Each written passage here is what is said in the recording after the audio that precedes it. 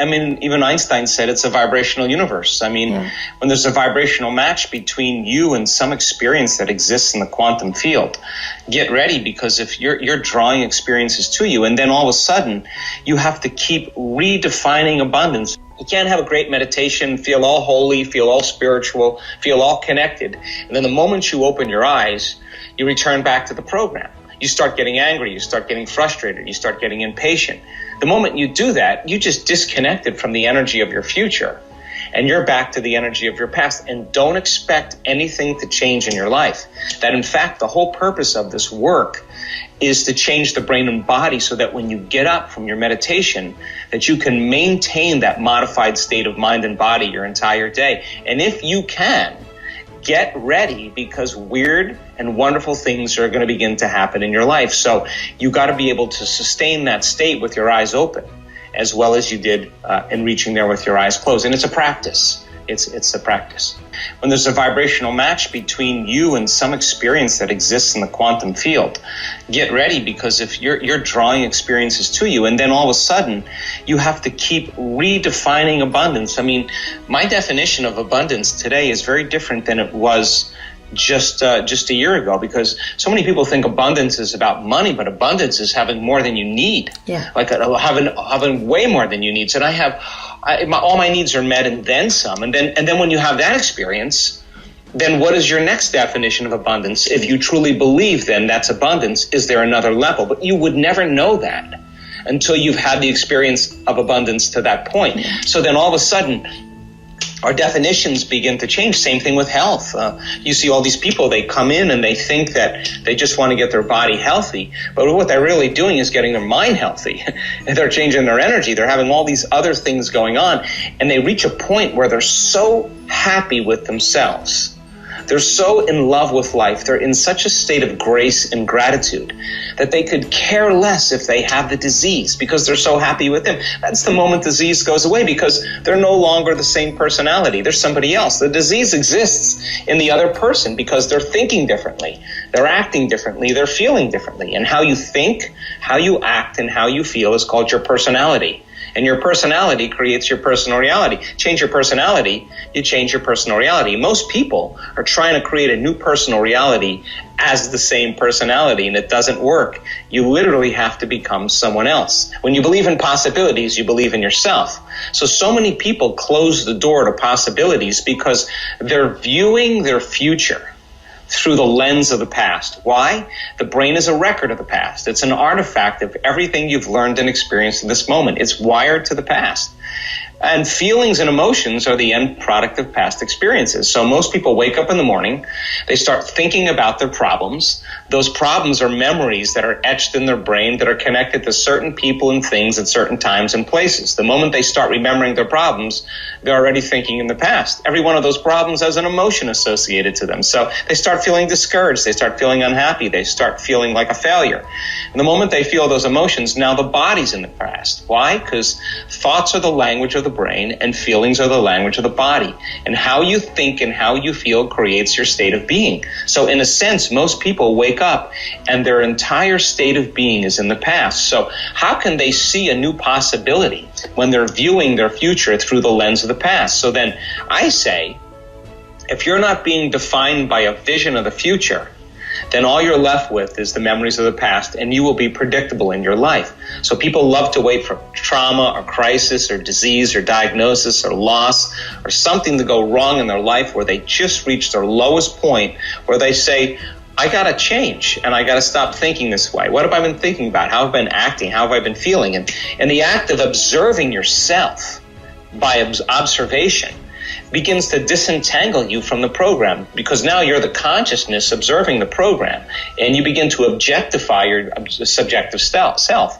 That's lighting a match in a dark place, and most people would rather turn on the TV, they'd rather get on their cell phone, they'd rather get on the internet, they would rather something outside of them change how they feel inside of them. And this work is about regulating it without anything outside of you, because when you do that, now you're free. You don't need a person, you don't need a drug, you don't need a thing, you don't need a shopping spree, a football game. You don't need any of those things. You can do it by yourself. And that's when we begin to develop this thing called unconditional love. Because our students, we've measured their neurotransmitters.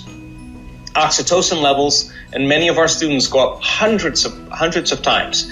Oxytocin is the love chemical, and oxytocin signals nitric oxide, and nitric oxide signals a chemical called derived endothelial relaxing factor, which is a big word for causing your heart to literally swell. It causes the arteries in your heart to get more oxygen, more nutrients, more blood. It's not something mystical. It's very physiological. It's like just like when you're sexually aroused and blood flows there, the same thing is happening, but only it's happening in your heart, and you feel with a different consciousness so much love. This is where our creative center starts. This is where the beginning of our divinity. This is our connection. This is the union of polarity, the union of opposites. This is oneness, and where wholeness begins. This is where we should be creating from.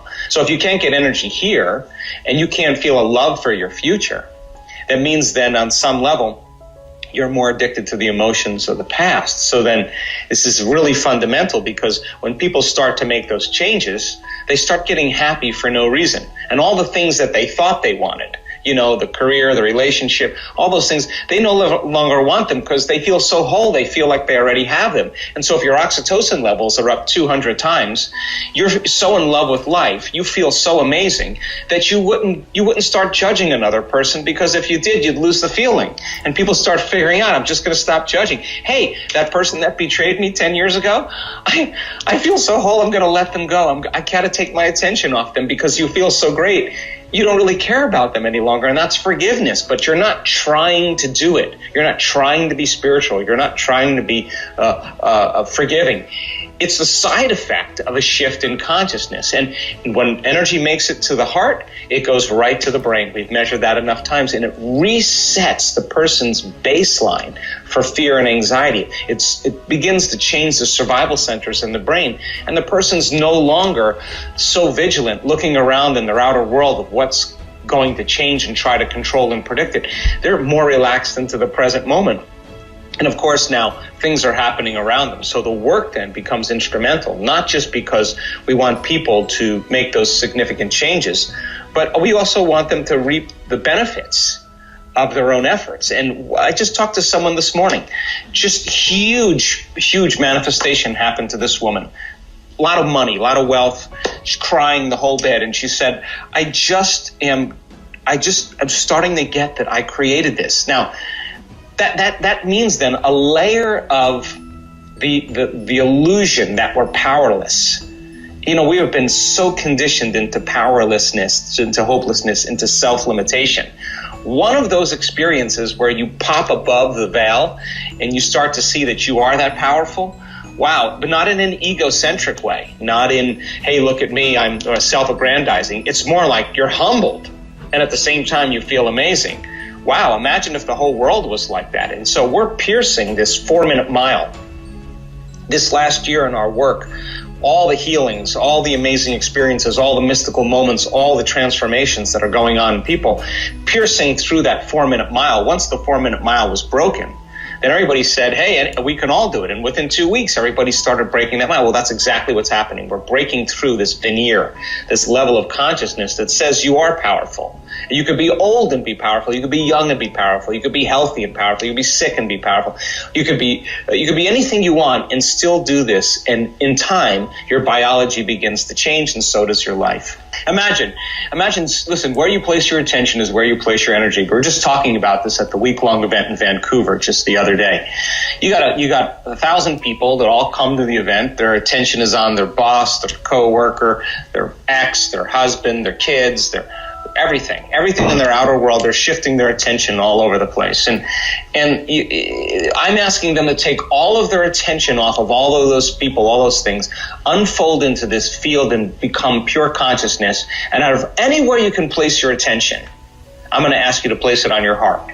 Now, where you place your attention is where you place your energy. So in a sense, just like a flower that needs the life force to bloom, if you keep feeding your heart, your attention, and your energy, and you learn how to regulate, and you learn how to trade fear for joy, and you start practicing this, in time, you'll be able to develop the skill to allow your heart to open more. So most people, though, they try it for a second or two, and they say, well, it didn't really work. I'm having problems opening my heart. But if I keep pushing the person and we keep giving them more reasons to feel joy and love and freedom, and we start seeing a community starting to do it, like 1,000 people, okay? You have maybe 10% the first day that are starting to open their hearts. The moment they start to open their hearts, they're producing that coherent field around their body, and you're sitting next to a person and your field begins to mingle with their field, and all of a sudden those two fields come together and you build a bigger field. The higher the amplitude, the higher the energy. So in time, you start to see people in a community start to resonate in this frequency called love. And the heart's like it's an antenna in a sense. It begins to sense that and it begins to open more. At the same time, they're in an environment where they're safe.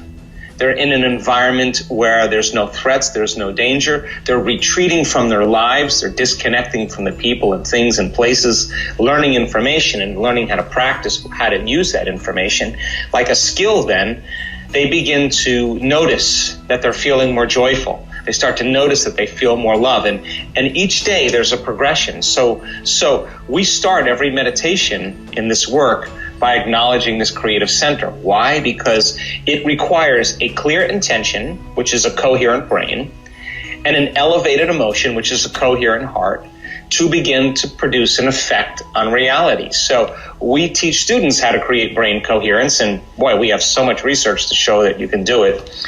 And we teach them how to create heart coherence, which we just did a huge experiment just last week in Vancouver, and the result of social coherence is an amazing thing, because our research also shows that when you open your heart, the people that you're connected to within your life will feel those autonomic effects. We can take the 750 people, set them in a room, and have the people in the front wearing heart rate monitors, and everybody moves into an elevated state and sends the thought on the frequency of love, that the people wearing the heart rate monitors, that their bodies be healed, that their lives be enriched, that their dreams come true, that the mystical find them. And at this exact same time, and the exact same day, and the exact same meditation, many of those people, the majority of them, go into heart coherence. They're being affected in a very non-local way. So how do you change the world? Well, you get enough people in heart coherence that not only that they're just meditating for peace, they're not praying for peace, they're the living prayer of peace. They're the example of peace. They're walking their talk. They're walking the prayer. They are a peace. They've reached that point where they are peace. And when you see people like that are unpredictable, like they're not normal in the way that everybody else reacts, they're giving you permission, because of mirror neurons, to do the same. And all of a sudden you see it's something else emerging, a new consciousness, like a flock of birds all moving at the same time, or a group of fish all moving at once. That living organism gives the appearance of one big organism to predators. And now you have this indivisible kind of group consciousness. That's where we're going in this. We want to, in the living organism called the human being, we heal one another. That's what we do. We take care of one another. We exchange information. We teach one another. We shine for one another, not because we want to be better, to show people that they can shine too. That's what the living organism does. So in this age right now, the age of this living organism, selfish individuality will not sustain the living organism. This kind of collective consciousness, this group consciousness, this selflessness is what begins to feed the living organism. And now, just like the school of fish, you have this one mind, one heart, where everybody's at a whole new level of consciousness. And if you do that really well, it's going to begin to produce measurable change.